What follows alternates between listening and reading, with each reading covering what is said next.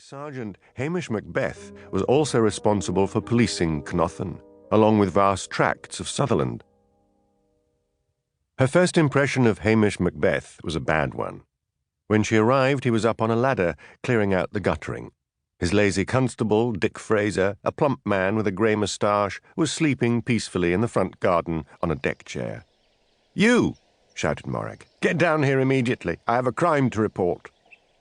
Hamish came slowly down the ladder. She saw a tall man with flaming red hair and hazel eyes. "What seems to be the problem?" he asked.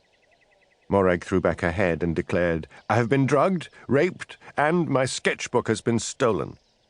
"Then you'd better come bend to the office," said Hamish mildly. "What's that?" mumbled Dick, and went back to sleep.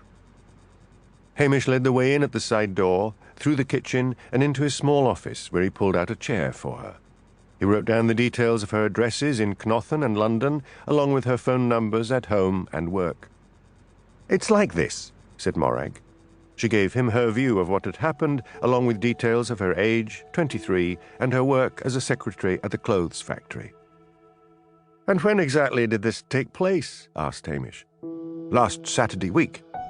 Hamish had been taking notes. He put down his pen.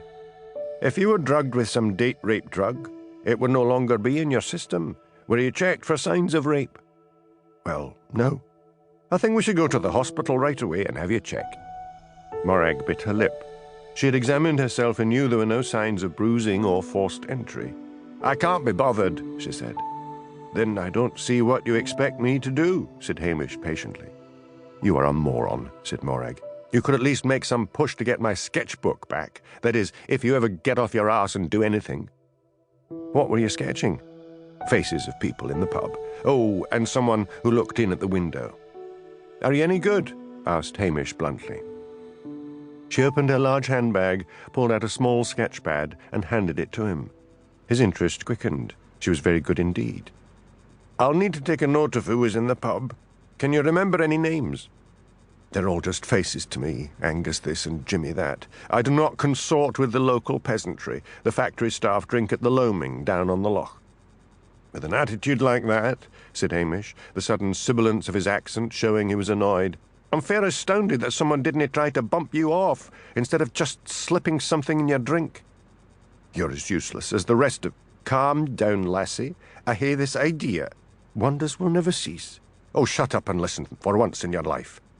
I know a hypnotist down in Strathbane. He might be able to put you under and restore some of your memory." Morag's protruding eyes gleamed. The drama of such a suggestion appealed to her, along with the idea of rattling the cage of whoever had drugged her drink. "I'll make an appointment and let you know," said Hamish.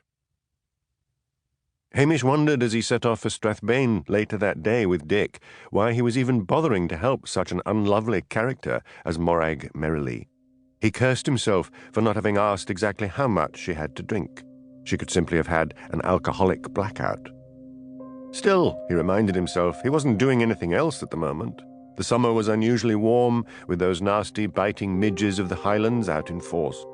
Patel's, the local shop in Lochdu, had sold out of insect repellent. As they mounted a crest of the road, Dick said, "Every time I see Strathbane, I'm right glad I'm out of it." Strathbane was a blot on the beauty of Sutherland. Once a busy fishing port, it had died when the fishing stocks ran out. Drugs arrived, and it became a town with an air of dirt and desolation. "I don't like this idea of a hypnotist," said Dick. "Sounds awfully like black magic."